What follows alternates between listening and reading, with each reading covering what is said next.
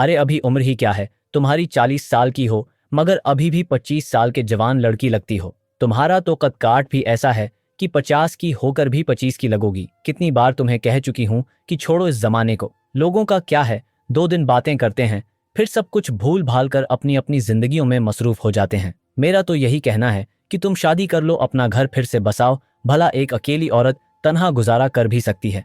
जानते नहीं हो आजकल के हालात कैसे हैं। मैं इस वक्त किचन में बर्तन धो रही थी। सामने खिड़की बिल्कुल सहन में खोलती थी, जहां पर सामने चारपाई पर मेरी माँ है और साथ पड़ोस की खाला बैठी हुई थी। एक बार फिर वो आकर मेरी माँ को यही कह रही थी कि तुम दूसरी शादी कर लो। मैं चुपचाप बर्तन धोती एक गहरी सांस खारिज करके रह गई। अपने हाथ दोपटे के कोने से साफ करती मैं बाहर निकली तो पड़ोस वाली खाला और मेरी इम्मा दोनों ने बेसाख्ता मेरी तरफ देखा। मेरी उम्मी, जो जरा शर्माई शर्माई और शर्मंदा सी दिखाई दे रही थी, फौरा से कहने लगी कि परवीन अपा, अब तो मेरी शादी की बात ऐसी करती हो जैसे मेरी कोई छोटे छोटे दूध पैते बचे हों। चलो कोई हम पर तरस खाकर हमें सहारा दे देगा। मेरी बेटी खैर से अगले महीने 18 साल की हो जाएगी। शादी की उम्र तो उसकी होने वाली है। मैं उसके लिए लड़के देखने की बजाय अपने लिए शौहर ढूंढना शुरू कर दूं। कितनी बेहयाई वाली बात लगती है। अब खुद भी सोचिए, जवान जहान बेटी के होते हुए मैं शादी करती अच्छे लगूंगी। अम्मी की बात सुनकर मैं भी थोड़ी झुझकी थी। 2 साल पहले मेरे अबू का इंतकाल हो गया था। तब से मैं और उम्मी जिस कदर मुश्किलात से गुजर रही थी, ये हम दोनों ही जानती थी। मुझे पढ़ने लिखने का शौक था। मैं सेकंड ईयर में थी। सोच रखा था कि पढ़ लिख कर अपनी माँ का सहारा बन जाऊंगी। लेकिन तब तक हमारा गुजारा बेहद मुश्किल हो चुका था। मेरी अम्मी एक फैक्ट्री में काम करके जो तनख्वाह लाती उसी से हमारा गुजर बिसर हो रहा था। कुछ में भी कॉलेज के बाद एकेडमी में बच्चों को ट्यूशन पढ़ाया करती। हमारा गुजर बिसर तो हो रहा था, मगर दिन ब दिन बढ़ती हुई महंगाई ने हमारे बजट भी ओट करना शुरू कर दिया था। पिछले दिनों हमारे मोहल्ले में चोरी चुकारी भी काफी बढ़ चुकी थी, जिस वजह से मेरी माँ तो रात भर सो ही ना पाती। हर वक्त उन्हें यही डर लायक हुए रहता कि कहीं कोई हमारे घर की दीवार फलांग कर न कूद आए। जरा सी आहट पर भी उनकी आंख खुल जाया करती। धीरे धीरे मुझे भी बेहतर लगने लगा था कि उम्मा को दूसरी शादी कर ही लेनी चाहिए। शायद इसी में बेहतरी हो। मैं तो औज नहीं तो कुल शादी करके अपने ससुराल चली जाऊंगी। फिर बुला माई कैली इस घर में कैसे रह पाएगी। और जब खाला से बात करने लगी तो मैंने भी उम्मा के कुंधे पर हाथ रखा और यही कहा कि खाला ठीक कहती हैं, आपको हामी भर लेनी चाहिए। यूं अकेले आखिर हम कब तक जीते रहेंगी। आज मेरे मन से ये अल्फाज सुनकर मेरी माँ खामोश हो चुकी थी। न जाने कौन से अंदेशे थे जो मेरी माँ को सताने लगते थे। जब भी मैं उनसे कहती कि अब दूसरी शादी कर लें, वो यूं ही सोच में पड़ जाती थी। कहती थी कि ये कोई गड़े गड़िया का खेल नहीं है। मैंने अपनी जिंदगी के 17 साल तुम्हारे बाप के साथ गुजारे हैं। मैं भला उनकी जगह किसी और को अपनी जिंदगी में जगह कैसे दे सकती हूँ। वो शख्स न जाने कि कैसा हो कि कैसा नहीं, तुम्हारे साथ कैसा सलूक करे और फिर सिवाय पछतावे के हाथ कुछ न रहे। मेरी माँ बड़ी गहरी सोचों में खो जाती। लेकिन बहरहाल मैंने उन्हें दूसरी शादी के लिए मना ही लिया था। एक रोज जब मेरी उम्मी घर आई तो कहने लगी कि बेटा, कल हमारी फैक्ट्री में तमाम तर मुलाजमीन के लिए पार्टी रखी गई है, तुम भी मेरे साथ चलना। हर वक्त पढ़ाई में मसरूफ रहती हो, थोड़ा एंजॉय कर लूंगी। मेरा दिल तो नहीं चाह रहा था, लेकिन माँ के कहने पर इस रोज मैंने सफेद रंग की मैक्सी पहनी, हल्का फल्का मेकअप किया और माँ के साथ फैक्ट्री चली आई, जहाँ पर उनके मालिक की तरफ से पार्टी रखी गई थी। मैं अभी अपनी माँ के साथ खड़ी और लड़कियों से बात कर ही रही थी कि जब मुझे यूँ महसूस हुआ जैसे किसी की छपती हुई नज़रें मेरे वजूद पर मरकूज़ हैं। मैंने जैसे ही नज़र उठाकर देखा तो एक शख्स मुझे दूर से अपनी तरफ मुस्कुराता हुआ दिखाई दिया। उम्र में यही कोई 40 से 45 के दरमियान था। पेंट शर्ट पहने हुए था, न जाने क्यों, मगर उसकी घूरती हुई नज़रें मुझे थोड़ी अजीब सी लगी थी। मैं फ़ौरा अपना रख फेर गई। कुछ देर बाद हम घर वापस को चुके थे, मगर इस रोज़ के बाद से मेरी ज़िंदगी बदल चुकी थी। इस शाम एकेडमी से लौटते हुए मुझे काफ़ी देर हो चुकी थी। न जाने क्यों आज दिन भर मुझे बेहद बेचैनी सी रही थी और मुझे सीलरी भी मिली थी, जिनसे मैं सो चुकी थी कि उम्मी के लिए खूबसूरत सा जोड़ा खरीदूंगी। कल भी जो सूट उन्होंने पहन रखा था उस पर 2 जगह पर पीवंद लगा हुआ था। यही सोचते हुए जब मैं घर में दाखिल हुई तो सामने का मंजर देखकर मेरे कदम वहीं पर जम चुके थे। घर में मुझे कुछ लोगों के खुसर पिसर की आवाज़ें हो रही थीं। इन आवाज़ों में एक आवाज़ मर्द की भी थी। ये आवाज़ मेरे लिए गैर शनाजा थी। ये कौन शख्स था जो हमारे घर आया हुआ था? दिल में कई तरह के वसवसे उन्हें लगे। मैं जैसे जैसे कदम बकदम चलते हुए कमरे में दाखिल हुई तो सामने का मंजर मुझे ठटकने पर मजबूर कर चुका था, क्योंकि मेरी उम्मी एक तरफ एक अच्छा सा जोड़ा पहने बैठी थी, शर्माई शर्माई से लग रही थी, और सामने एक औरत और एक शख्स बैठा हुआ था। इस शख्स को देखकर पहचानने में मुझे ज़रा भी देर नहीं लगी थी। ये वही शख्स था जिसको मैंने फैक्ट्री में देखा था। मेरी उम्मी ने मुझे देखा तो मुस्कुरा कर उठी और कहने लगी कि अरे आगे आगे हो तुम। ओ बेटा, पहले मेहमानों को सलाम किया और सवालिया नज़रों से अपनी माँ की तरफ देखने लगी, जो मुझे बताने लगी कि बेटा ये तुम्हारे अंकल रफ़ाकत है, दरअसल ये हमारे घर में रिश्ते की बात करने आए हैं। तभी इस औरत ने भी मुस्कुरा के मुझे अपने पास बैठा लिया, जो कि रिश्ते वाली खाला परवीन आपा थी। अपने पास बैठा कर कहने लगी कि अरे बेटा देखो, तुम कहती थी ना तुम्हें नया अबा चाहिए, मैं तुम्हारे लिए नया अबा ढूंढ कर ले आई हूँ। बहुत अच्छे शख्स हैं, ये तुम्हें बिल्कुल अपनी औलाद की तरह मोहब्बत करेंगे। परवीन उपा की चकनी चपड़ी बातों से तो मैं अच्छे से ही वाकिफ़ थी। मेरी माँ को इस रिश्ते से कोई एतराज़ नहीं था, क्योंकि उनका कहना था कि रफ़ाकत मुझे अच्छे से समझता है, हम दोनों एक साथ एक फैक्ट्री में काम करते हैं, इसलिए रफ़ाकत ने मुझे प्रपोज़ किया है। पहले तो मैं इनकार करती रही, मगर फिर ख्याल आया कि मेरी ज़िंदगी में रफ़ाकत से बढ़कर कोई और शख्स नहीं हो सकता। यह रफ़ाकत की दूसरी शादी थी। पहली बीवी ना जाने किन वजूहात की वजह से उन्हें छोड़कर जा चुकी थी। मैंने अपनी माँ को पहली बार किसी शख्स को लेकर इस कदर पसंदीदगी का इजहार करते देखा तो मैं भी खुश हो गई। चलो अच्छा था मेरी माँ का घर बस जाता। अंकल रफ़ाकत भी जो कमा कर लाते हैं इस घर में ही लाते, यूँ हमारा हाथ भी सीधा हो सकता था। मुझे तो लगा था कि शायद अंकल रफ़ाकत मुझे और उम्मी को इस घर से रख्सत करके अपने साथ ले जाएंगे, मगर ऐसा नहीं था। अंकल रफ़ाकत का कहना था कि अगर तुम लोगों को बुरा ना लगे तो मैं यही तुम लोगों के साथ ही उस घर में रहूँगा। अम्मी ने तो फ़ौरा हाँ कर दी कि हाँ हाँ, हमें कोई मसला नहीं है, वैसे ये घर भी तो हमारा ही है, उसको छोड़कर हम कहाँ जाएंगे। अंकल रफ़ाकत कहने लगे कि मैं यहाँ पर किराए के घर में रहता हूँ, मेरी सारे ज़मीन जायदाद पीछे गाँव में है, यहाँ पर नौकरी की गरज से आया हूँ, अगर तुम लोग कहोगी तो मैं वापस तुम्हें गाँव में भी छोड़ूंगा। मगर मेरी माँ ने कहा कि हम उसे महवल के आदी हैं, हम यहीं पर रहेंगे। चांद रोज़ बाद ही मेरी माँ का निकाह अंकल रफ़ाकत से हो गया। मेरे लिए वो एक आम से शख्स थे, मेरी माँ के शौहर थे और मेरे लिए काबिल एहतराम थे, लेकिन उनके दिल में क्या चल रहा था इस बात से मैं बिल्कुल ही नावाकिफ़ थी। मेरी उम्मी ने बहुत ज़िद की थी कि निकाह सादगी से होगा, बस चंद गवाहान होंगे और मेरे पड़ोस की कुछ ख्वातीन जिनकी मौजूदगी में निकाह करना चाहती हूँ। मगर अंकल रफ़ाकत कहने लगे कि नहीं, तुम जैसी इतनी खूबसूरत हसीन बीवी मुझे मिल रही है, मैं तुम्हारे साथ शादी धूमधाम से करना चाहता हूँ, तुम मेरी ज़िंदगी का कीमती सरमाया हो। क्यों नूर सही कहा ना, मैंने वो अपनी बात में मुझे भी साथ ही घसीट रहे थे। मैंने भी मुस्कुरा कर कहा कि जी उम्मी बिल्कुल। अंकल रफ़ाकत कहने लगे कि तुम्हारी उम्मी की शादी है, तुम अपनी सहेलियों को भी बुला लेना, हम सब मिलकर ये शादी एंजॉय करेंगे। इनकी बात सुनकर मैं थोड़ी घबरा सी गई थी। मेरे लिए यह बात सिर्फ और सिर्फ अपनी माँ की वजह से खुशी का बास थी, लेकिन मैं अपनी सहेलियों को बिल्कुल भी नहीं बता सकती थी कि मेरी माँ दूसरी शादी कर रही है, क्योंकि कहीं ना कहीं मुझे ये बात अंदर अंदर शर्मिंदा कर देने के लिए काफ़ी थी। मेरी उम्र की लड़कियों की तो खुद की शादियाँ हो रही थी और यहाँ पर मेरी माँ अपनी शादी कर रही थी। मैं एक गहरी सानस खारिज करके रह गई। शादी के रोज़ भी मैं हल्का फल्का मेकअप लगाकर तैयार हुई थी, मगर मेरी माँ के चेहरे पर तो एक अलग ही रूप था। शायद उन्हें अंकल रफ़ाकत से मोहब्बत हो चुकी थी। हम दोनों माँ बेटी शादी हाल में पहुंची।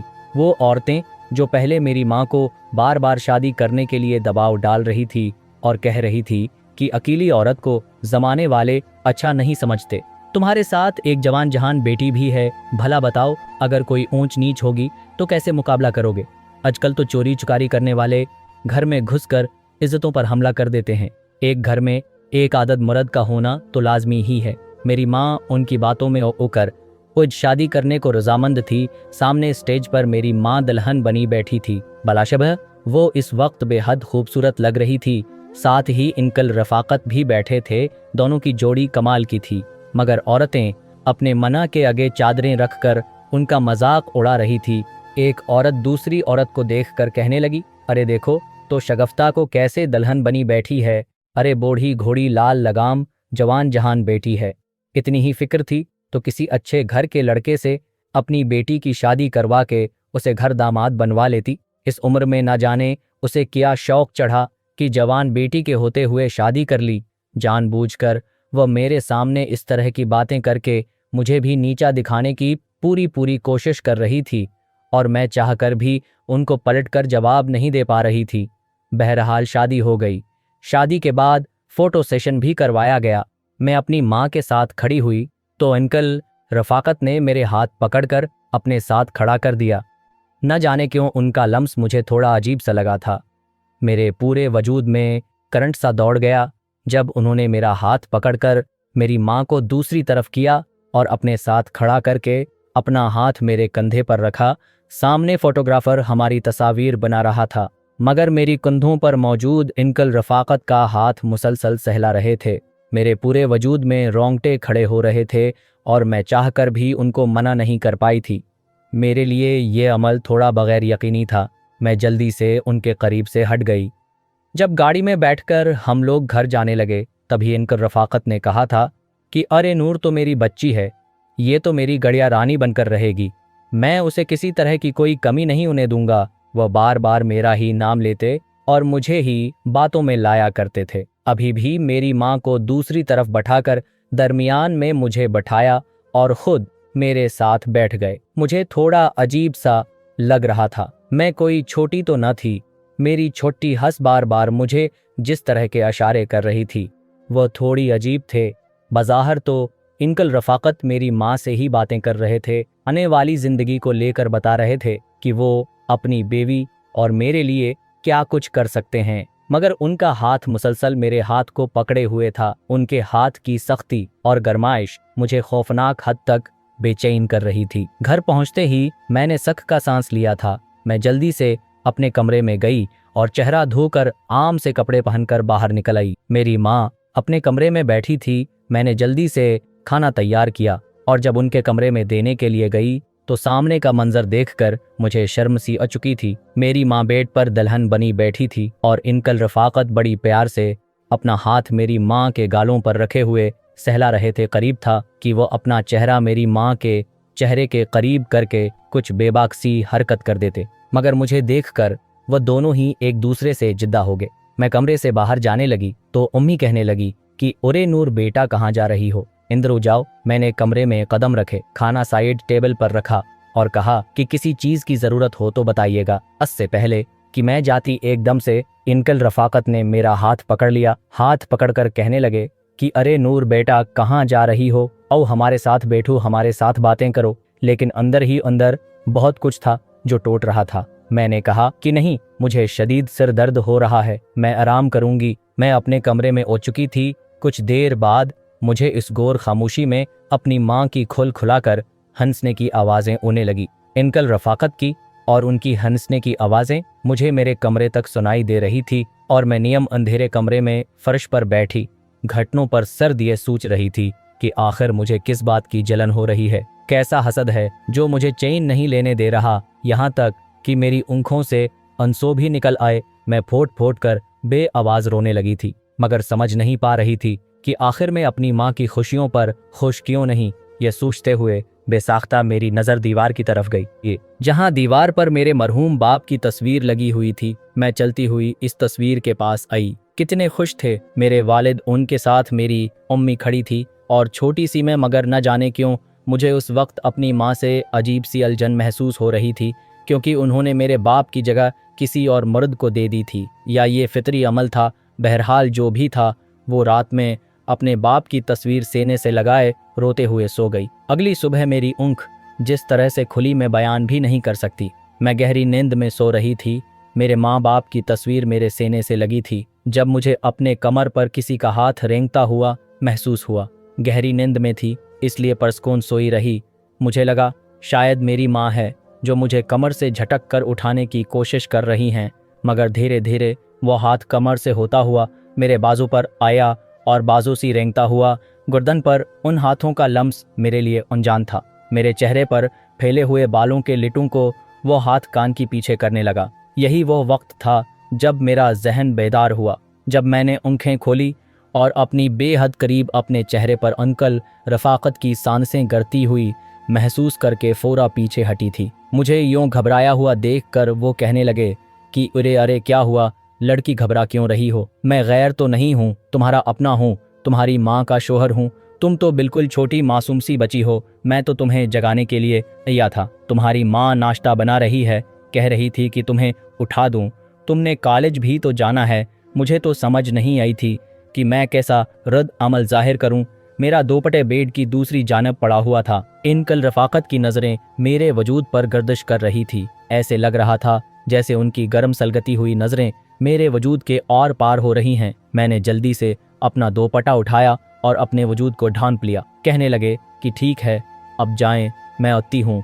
मेरा पूरा वजूद पसीने से शराबूर हो चुका था। हालांकि मौसम आतदाल में था। मुझे समझ नहीं आई थी कि आखिर इनकल रफाकत मेरे इतने करीब आ कैसे सकते हैं। इनका ताल्लुक मेरी माँ से था। वो मेरी माँ के लिए मुहर्रम हुए थे, मेरे लिए तो नहीं। मेरे लिए तो वो मेरे सोतेले बाप थे। आखिर वो मेरे साथ इस कदर दोस्ताना रवैया रख भी कैसे सकते थे? फिर मेरे जहन ने खुद ही मुझसे कहा कि हो सकता है वो सच मुझे अपनी बेटी समझते हो, मेरा ख्याल रखना चाहते हो। मैं गलत चाहकर भी सोच नहीं पा रही थी। जल्दी से यूनिफॉर्म पहना, बालों की छटियां की और कमरे से बाहर निकल आई। उम्मी से कहने लगे कि अपने क्यों नाश्ता तैयार किया, मुझे बताती मैं कर देती। मगर उम्मी कहने लगी कि नहीं नहीं बेटा, ऐसी कोई बात नहीं है। तुम जल्दी से नाश्ता करो और कॉलेज जाओ। मैं अभी नाश्ता कर ही रही थी जब इनकल रफाकत कहने लगे कि आज से तुम्हें कॉलेज छोड़ने की जिम्मेदारी मेरी है। उनकी नज़रों की चमक बार बार मेरे चेहरे पर एक अलग ही बेचैनी ला रही थी। उनकी यह बात सुनकर मेरा चाय पीता हुआ हाथ रखा मैं कहने लगे कि नहीं नहीं इनकल, उसकी ज़रूरत नहीं है, मैं खुद कॉलेज चली जाया करूँगी। अब और उम्मी अपना फैक्ट्री का काम देख लीजिए। मगर वो कहने लगे कि अरे अरे ऐसा क्यों? अगर तुम्हारा सगा बाप होता तो तुम्हें वही कॉलेज छोड़कर अत्ताना। वैसे भी तुम्हारा कॉलेज इस रास्ते में ही पड़ता है। तुम्हारी माँ हमेशा की तरह खुद फैक्ट्री चली जाया करेगी। क्यों शगफ्ता मेरी माँ भी ये सुनकर कहने लगी कि हाँ, मुझे तो उसकी टेंशन भी नहीं रहेगी। अब तक लोकल गाड़ियों में धिक्के खाती आई है, अब के साथ अगर गाड़ी में जाएगी तो मुझे परेशानी नहीं होगी। मुझे सुकून रहेगा कि वो अब के साथ है। मैंने बहुत मना करने की कोशिश की, अपनी माँ से भी कहा कि उम्मी अब क्यों अंकल रफाकत को मेरी जिम्मेदारी सौंप रही हैं। मुझे अच्छा नहीं लग रहा। मगर मेरी माँ भी एक रात में ही इनकल रफाकत पर ऐसे अंदर आतबार कर चुकी थी। कहने लगी कि बस मैं तुम्हारी एक भी नहीं सुनूंगी। अच्छा है, वो जो पेट्रोल के पैसे किराया देती फिरती हो वो बच जाएगा। मैं भी खामोश हो चुकी थी।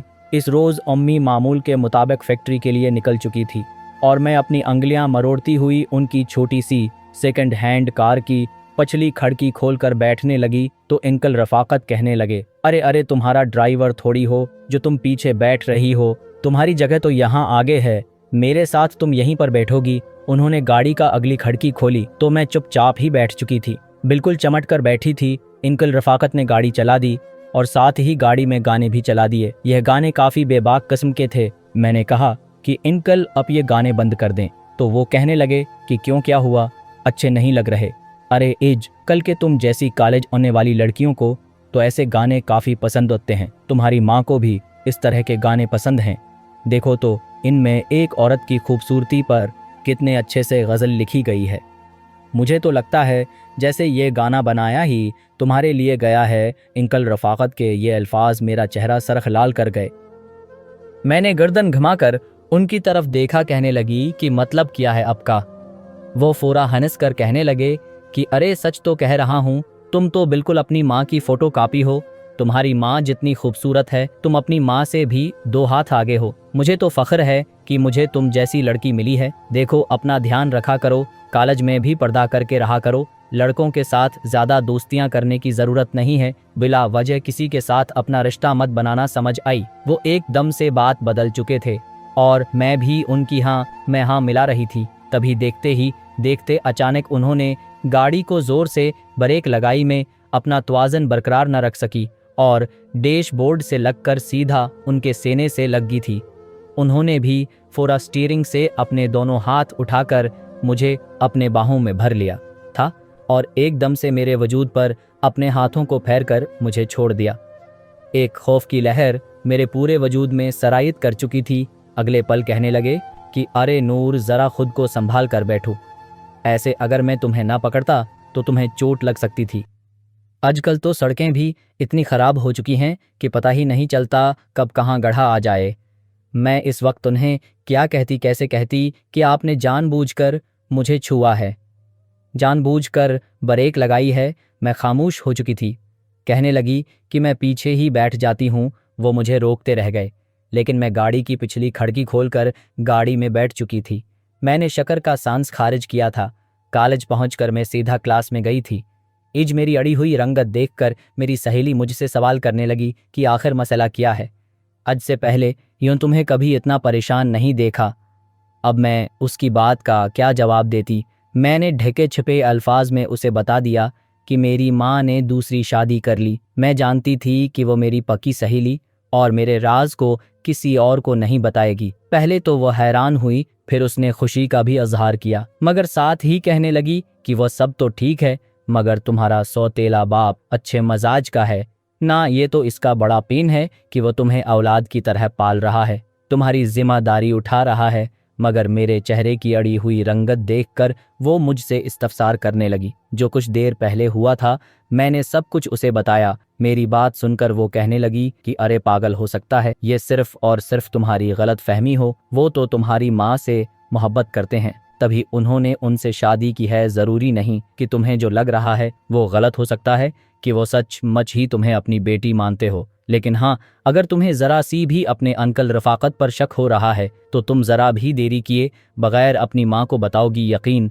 मानो बड़े नुकसान से बच सकते हो। ये सोचकर मैं भी चुप सी हो चुकी थी। सही तो कह रही थी वो। उस घर में हम दोनों माँ बेटी एक साथ रहती थी। हमारा कोई और रिश्तेदार भी नहीं था। जो थे वो दूसरे शहरों में रहते थे और बिल्कुल यूं ला ताल्लुक हो चुके थे जैसे हमसे उनका कोई रिश्ता ही ना हो। आज तक मेरी माँ ने बहुत सी मुश्किलात देखी थी। हम दोनों माँ बेटी बड़े मुश्किल से गुजारा करते हुए आई थी, और ऐसे में गैर शख्स का हमारे घर में दाखिल होकर हमारे मामलात में दिलचस्पी लेना और फिर मेरे साथ इस तरह की हरकतें करना मुझे थोड़ा अजीब सा भी लग रहा था। मुझे लगा कि शायद मुझे उस घर जाकर अपने माँ से इस बारे में बात करनी चाहिए। उन्हें कहना चाहिए कि अंकल रफ़ाकत को समझाएं कि वो मेरे साथ ज़्यादा फरी ना हुआ करें। अब के तो शोहर हैं, लेकिन मेरे साथ उनका कोई ऐसा सगा रिश्ता नहीं है। बस वो मेरे कमरे में मत आया करें। जानती थी ये बात शायद मेरी माँ को बुरी लग जाए, मगर मेरा कहना ज़रूरी था। इस रोज़ जब मैं घर गई तो मुझे सामने किचन में अपनी माँ मुस्कुराते हुए दिखाई दी। अंकल रफ़ाकत उनके साथ बैठे सब्जी काट रहे थे। वो दोनों फैक्ट्री से जल्दी वापस आ चुके थे। वो मेरी माँ के साथ बैठकर हंस हंस कर बातें कर रहे थे। मेरी माँ बहुत अरसे बाद मुझे खलखलाकर हंसती हुई दिखाई दी थी। मैं उनसे ऐसी बात कर कि उनके चेहरे की हंसी नहीं छीनना चाहती थी, इसलिए चुपचाप अपने कमरे में गई। फ्रेश होकर बाहर निकली, अपने बालों को खोलकर संवार रही थी जब मुझे लगा जैसे कोई मुझ पर नजरें गाड़ कर बैठा हुआ है। मैंने फौरा पलटकर पीछे देखा तो दरवाजे के पास अंकल रफ़ाकत खड़े थे। अंकल रफ़ाकत को देखकर मैंने जल्दी से दोपटे को अपने वजूद पर फैलाया और कहने लगी कि जी कोई काम था? आपको तो कहने लगे कि नहीं, ऐसे ही बस तुमसे पूछने आया था कि कॉलेज में तुम्हारा दिन कैसा गुजरा। आखिर को तुम्हारी माँ के साथ साथ तुम भी मेरे लिए बहुत अहमियत रखती हो। ये कहकर वो एक बार फिर मेरे करीब उड़ना शुरू हो चुके थे, मगर मैं फौरा से उनके पास से निकलकर बाहर उड़ चुकी थी। कहा कि बाहर बैठकर बात करते हैं। न जाने क्यों मुझे उनके साथ अकेले रहते हुए गैर महफूज सा लगता था। मैं उम्मी के साथ बैठी मीटर छेल रही थी और अंकल रफ़ाकत अपनी मेहरान कार को धो रहे थे। उम्मी जो ही बातों में मुझे कहने लगी कि तुम्हारे अंकल रफ़ाकत बहुत अच्छे हैं। मैं जितना दूसरी शादी करने से डर रही थी, मेरे सारे डर उनसे मिलकर ख़त्म हो चुके हैं।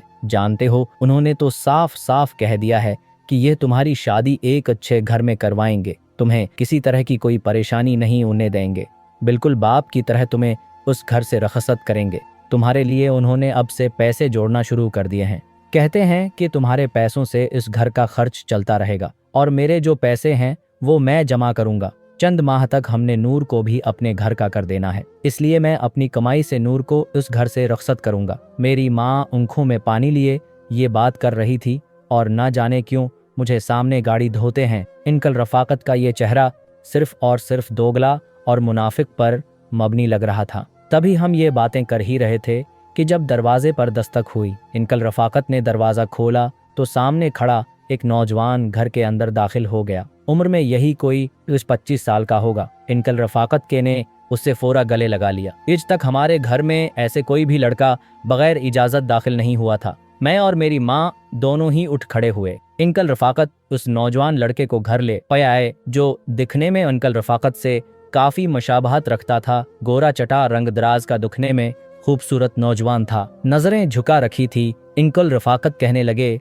कि उससे मिलो, ये मेरा भतीजा है, यतीम है, गांव में रहता है। अब तक उसकी पढ़ाई का खर्चा मैं ही उठाता आया हूँ। अब कुछ पैरों पर खड़ा हुआ है तो अपनी पढ़ाई के अखराजात खुद उठा रहे हैं। सरकारी नौकरी के लिए उसने अप्लाई किया हुआ था। 2 दिन बाद उसका टेस्ट उसी शहर में है, इसलिए ये तब तक यही रहेगा। ये सुनकर मेरे माथे पर तो बल पड़ चुके थे। पहले अंकल रफाकत कम थे, जो अब उनका ये भतीजा भी आ चुका था। खुद तो उनकी हरकतें मुझे वैसे ही मशकूक लग रही थीं, मगर अब उनका जो भतीजा न जाने ये कैसा था। मैंने तो अपनी माँ को घूर कर देखा, पैर पटकती हुई कमरे में चली गई और उम्मी से कहने लगी कि ये क्या तरीका है। क्या अंकल रफाकत को पता नहीं है घर में जवान जहान बेटी है और ये गैर मोहरम को घर में घसा कर ले आए हैं। मेरी माँ ने ये सुना तो कहने लगा कि अरे बेटी, ये कैसी बातें कर रही हो, तुम कब से ऐसा सोचने लगी हो। अंकल रफाकत सोतीली सही, मगर तुम्हारे बाप हैं और ये भतीजा उनका शरीफ है, अच्छा है, उसमें बुरा ही किया है। और वैसे भी तुम्हें घर में अकेली तो नहीं हो, मैं हूँ, रफाकत है।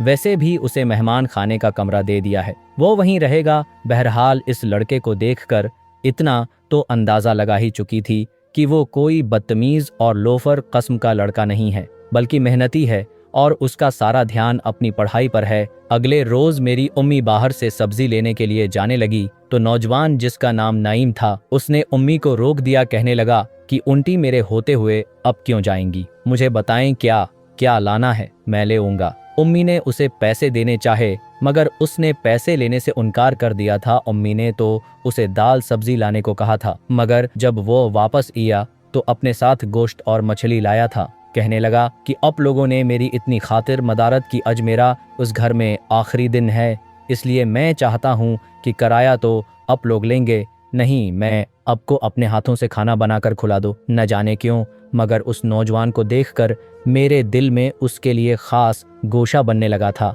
दिल ही दिल में मैं उनको पसंद करने लगी थी। आज से पहले ऐसा कभी नहीं हुआ था। कॉलेज में भी बहुत लड़के मेरे साथ पढ़ते थे, लेकिन किसी को देखकर भी मेरे दिल में उस तरह के जज्बात नहीं उमड़ते थे जिस तरह नाइम को देखकर अब हरने लगे थे। नाइम के हाथ में बहुत जायका था, अपने सारे घर के काम काज वो खुद ही करता आया था। इसके हाथ की बनी मछली और कड़ाही खाकर तो सब अंगलियां चाटते रह गए थे। मेरी उम्मी ने भी उसकी बहुत तारीफ की थी। अगले रोज वो जा रहा था और ये बात मुझे अंदर ही अंदर परेशान सी भी कर रही थी। इस रोज जब नाइम ने टेस्ट दिया तो टेस्ट के बाद हमसे अलविदाई मुलाकात करके वापस गांव चला गया। ना जाने क्यों, मगर नाइम की आंखों में देखकर मुझे लगा जैसे वो भी मुझे पसंद सा करने लगा है, मगर हमारी बीच ऐसी कोई बात नहीं हुई थी। बस नज़रों का नज़रों से एक इशारा था जो हो चुका था। जिंदगी मामूल के मुताबिक गुजरने लगी थी। मेरा अंदाज़ा रफाकत को देखकर बदलने लगा। मैं उनके साथ थोड़ी घलने मिलने लगी थी। मुझे लगा जैसे वो सच में एक अच्छे शख्स हैं। मेरी माँ ने तो गलत शख्स को चुना नहीं होगा। इस शाम जब मैं घर वापस आई तो आसमान पर गहरे बादल छाने लगे। तूफान या शदीद बारिश शुरू हो चुकी थी। रात को मैं वक्त से पहले ही पढ़ाई मुकम्मल करके सोने के लिए लेट गई। तभी अचानक लाइट चली गई। ईज उम्मी की तबीयत भी कुछ खराब थी, इसलिए मैंने उनको अपने हाथों से नींद की दवा देकर सलाह दिया था। मैं अपने कमरे में सो रही थी जब मुझे लगा जैसे दरवाज़ा खुलने की आवाज़ आई। घर पूरा गुप्त अंधेरे में डूबा हुआ था। शदीद तूफान और बारिश की वजह से लाइट भी जा चुकी थी। मैंने आंखें खोलकर देखा, मगर दरवाज़ा बंद था। कभी जो बिजली चमकती तो खिड़की से थोड़ी बहुत रोशनी अंदर हो जाती। मैं फिर खुद को कंबल में छिपाए सोने की कोशिश करने लगी, मगर तभी मुझे अपने करीब किसी शख्स की मौजूदगी का एहसास हुआ, जैसे कोई धीरे धीरे चलता हुआ मेरे करीब आया हो। अगर मेरे कंधे पर हाथ रखा हो, उससे पहले कि मेरी चीख निकलती किसी ने मेरे मना पर हाथ रख दिया था। यह सख्त हाथ में अच्छे से पहचान चुकी थी किसका था। मैं खुद को छड़वाने लगी, दोनों हाथों से हाथ अपने मनहा से हटाने लगी, मगर उन्होंने मेरे हाथों को पकड़ लिया। अपना चेहरा मेरे कान के करीब लाकर कहने लगे, इस मौका की तलाश तो मुझे बरसों से थी। मैं तो कब से तड़प रहा था कि यह चिड़िया मेरे हाथ लगे और मैं एक करके उसके सारे पर नोच कर फेंक डालूं। मगर देखो, आज वो मौका आ गया। इज तो मौका भी है, दस्तूर भी है और मौसम भी बेहद रोमांटिक है।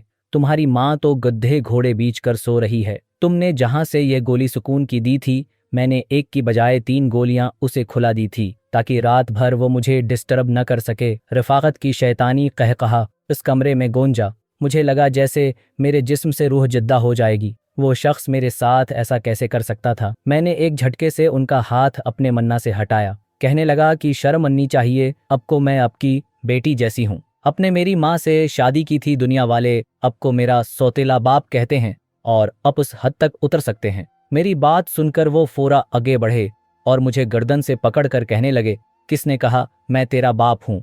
अरे मैं सिर्फ तेरी माँ का शौहर हूँ, बल्कि मेरे नज़दीक तो तेरी माँ सिर्फ एक सीढ़ी थी जिस पर फलांग कर मैं तुझ तक पहुँचा हूँ। जानती है क्यों? जब पहली बार तेरी माँ तुम्हें फैक्ट्री लेकर आई थी ना, तभी तुझे जैसी नाजुक कली को देखकर मेरा रोम रोम तड़प चुका था। मैं सोच चुका था कि बस जो भी हो जाए तुझे तो मैं हासिल कर ही लूँगा। अगर तेरी माँ से तेरा रिश्ता मांगता तो वो कभी भी तुझे मेरे हवाले न करती। इसलिए मुझे यही रास्ता बेहतर लगा कि मैं तेरी इस बेवा माँ से शादी करूं और तुझ तक रसाई हासिल करूं। और देख, मैं तुझ तक पहुंच गया। जिस तरह वो बड़ी तफसील के साथ मुझे सब कुछ बता रहा था, मुझे उससे शदीद नफरत और हकारत हो रही थी। मैं फोड़ फोड़ कर रो रही थी, खुद को छड़वाने की कोशिश कर रही थी, मगर कहाँ मैं और कहाँ वो हटाकटा भरपूर जिसामत रखने वाला मर्द। उसके सामने तो मेरी एक भी नहीं चली थी। मैं मुसलसल रो रो कर अपनी इज्जत की भीख मांग रही थी, लेकिन उसे मुझ पर तरस नहीं, या वो मेरी इज्जत को तार तार कर चुका था। मेरी सस्कियाँ, मेरी चीखें बादल के गरजने और तेज तूफानी बारिश में दब कर रह चुकी थी। मेरा बाप तो इस दुनिया से जा चुका था, लेकिन शायद इस वक्त मेरे बाप की कब्र भी लिरस चुकी होगी और मेरी माँ, वो तो बेबसी की मोरत बनी बेहोश पड़ी थी। मैं अपने माँ बाप दोनों को बुला रही थी और वो शख्स मुझे अपनी दरिंदगी का निशाना बनाने के बाद उसी हालत में छोड़कर कमरे में जा चुका था। मैं नहीं जानती मैं कितनी देर तक बेहोश रही। मुझे होश रहा भी तो मेरी आंखें कितनी देर बगैर झपके छत को देखती रही, लेकिन मैं रो रही थी। मुझे तो लगा था कि शायद यह शख्स मेरी इज्जत खराब करने के बाद इस घर से चला जाएगा, लेकिन वो तो इस घर में ही मौजूद था। उसे लग रहा था कि मैं डर जाऊंगी, दब जाऊंगी और उसकी हकीकत किसी को नहीं बताऊंगी। मैं जो नहीं उसी हालत में बुखार में तुप रही थी जब मेरी माँ कमरे में आई, कहने लगी कि क्या हुआ बेटा, कमरे से बाहर क्यों नहीं निकली? मगर जो मेरी हालत थी, मेरी माँ को कुछ न कुछ शक तो जरूर हो चुका था। मेरे पास आकर कहने लगे कि क्या हुआ है तुम्हें, तुम्हारी ये हालत कैसी हो गई? तुम्हारी हालत मुझे कुछ और ही निशानदही कर रही है। बताओ क्या हुआ तुम्हें? इस वक्त पूरी हिम्मत जमा करके मैं उठी और अपनी माँ के सीने से लगकर फोट फोट कर रोने लगी। रोते हुए कहने लगी कि उमा, मेरी इज्जत लट गई, मैं बर्बाद हो गई, मेरा सब कुछ चला गया। मुझे अपने हाथों से मार दो, मेरा गला घूंटू, मैं जिंदा नहीं रहना चाहती। मैं चीख चीख कर हो रही थी। मेरे रोने की आवाज सुनकर मेरा माँ का शोहर भी वहां पर रुक चुका था। मेरी माँ कहने लगी कि क्या हुआ है तुम्हें, बताओ किसने क्या है? ये सब कुछ तुम तो इस घर में मौजूद थे, सब कुछ कैसे हो गया? मैंने रोते हुए इंकल रफाकत के की तरफ इशारा कर दिया था कि मेरे साथ गलत करने वाला ये दरिंदा शख्स है, जिसे अब समझ रही थी कि मुझे अपनी औलाद समझेगा, मगर नहीं, उसने मुझे दरिंदगी का निशाना बनाया। मेरी माँ के लिए तो शायद ये बात नाकाबिल यकीन थी। वो नफ़ी में सर हिलाने लगी। तभी अंकल रफाकत भी आगे बढ़े और कहने लगे कि कैसी बेहया लड़की है, शर्म नहीं आई तुझे अल्फाज इस्तेमाल करते हुए? अरे क्या पता कल रात हम दोनों को बेहोशी की दवा मिलाकर तुमने कौन से आशिकों को बुलाकर रंग रलियां मनाई हैं और अब हमारे सामने मासूम बन रही हो। बेहिया लड़की, मुझे लगा शायद वो शख्स मेरी माँ का बरेनवाश कर देगा, लेकिन मेरी माँ को मुझ पर अंधा यकीन था। अगले ही पल उन्होंने जोरदार थप्पड़ इंकल रफाकत की मनहा पर मार दिया। क्यों किया तुमने ऐसा? रफाकत पहले तो थोड़ा भौंकलाया, लेकिन फिर जब होश में आया तो मेरी माँ के मना पर एक थप्पड़ रसीद कर चुका था। कहने लगा, कमीनी औरत, खबरदार दोबारा मेरे गरीबान तक पहुंचने की कोशिश मत करना। अरे तो समझती किया है, खुद को क्या बिगाड़ लेगी मेरा। हाँ, मैं नहीं किया तेरी बेटी के साथ गलत। कल रात में जो चाहता था वो मैंने पा लिया। तजज जैसी बूढ़ी पर किसका दिल फदा होता है। अरे मैं तो तेरी इस बेटी का दीवाना हो चुका था, बस इस तक पहुंचना था सो पहुंच गया, अब बता क्या कर लेगी। तुझ जैसी कमजोर औरत आखिर मेरा बिगाड़ ही किया लेगी। अगर बाहर चलकर शोर मचाई गई, लोगों को बताएगी कि तेरे शोहर ने तेरी ही बेटी के साथ किया है, तो बता क्या इज्जत रह जाएगी। तेरी बेटी की बोल अब चुप क्यों है, तो अगर जाकर बताएगी तो कल को तेरी बेटी का रिश्ता ही नहीं आएगा, सारी जिंदगी तेरे दरवाजे पर बैठी बालों में चांदी ले आएगी। इतना कहकर वह हंस पड़ा था और मेरी माँ बेबसी से रफाकत का चेहरा देख रही थी। रो रो कर कह रही थी कि मैं तुम्हें नहीं छोड़ूंगी, मैं तुम्हें मार दूंगी, मैं अपने हाथों से तुम्हारा खून पी जाऊंगी। मगर वह मेरी माँ को मारने लगा। मैं फौरा उठी, गलदान उठाकर इनकल रफाकत के सर पर मारना चाहा, मगर वह उससे पहले ही मुझे धिक्का दे चुके थे। मेरा सिर बेदर्दी के कोने से लगा, खून की फुआर माथे से निकली थी। वो हम दोनों को उसी हालत में छोड़कर जा चुके थे। कहने लगे कि जो करना है कर लो, मगर याद रखना मर्द की इज्जत पर हर्फ नहीं होता, बदनाम हमेशा औरत ही होती है। ये कहकर वो वहां से जा चुके थे। मेरी माँ पहले तो बैठकर रोती रही, लेकिन फिर किचन में गई और वहां से चाकू उठा लिया। कहने लगे कि नहीं, मैं उस दरंदे को जिंदा नहीं छोड़ने वाली, उसने मेरी बच्ची की जिंदगी तबाह की है, मैं उसे मारकर ही चीन में लूंगी चाय, फिर मुझे उसके बाद फांसी पर ही क्यों ना लटका दिया जाए। मेरी माँ बिल्कुल पागल हो चुकी थी, जुनूनी हो चुकी थी। मैं अपनी माँ को पकड़ने लगी कि नहीं उमा, ऐसा मत करो, खुदा हमारे साथ बेहतरीन इंसाफ करेगा। वो शख्स मकफात अमल से वाकिफ नहीं है। मगर मेरी माँ मुझे वहीं पर छोड़ती। जैसे ही घर से बाहर निकलने लगी कि तभी दरवाजे पर उन्हें नाईम खड़ा मिला। मेरी माँ का ये हालत देखकर वो घबरा चुका था। हाथ में नोकीला हथियार, हालत बिखरी हुई, नाक से खून बह रहा था और नाईम हाथ में मिठाई लिए खड़ा था। उसकी नौकरी लग चुकी थी। वो मिठाई लेकर हमें ये खुशखबरी सुनाने आया था। मेरी माँ की ये हालत देखकर उनसे पूछने लगा कि आखिर हुआ क्या है। मेरी माँ बिल्कुल बेबस हो चुकी थी। जो मेरी हालत थी उसे कुछ ना कुछ शक तो हो ही चुका था। मैं बस रोते हुए बेबसी से अपना चेहरा छिपा गई। कभी मैंने सोचा था कि नईम की दुल्हन बनूंगी, लेकिन आज मैं तो इस जैसे, बल्कि इस जैसे कितनी लड़कों के भी काबिल नहीं रही थी जो मुझसे शादी करने की ख्वाहिशमंद थे। मैं तो किसी भी शरीफ लड़की के काबिल नहीं रही थी। सोच सोच कर मैं रो रही थी।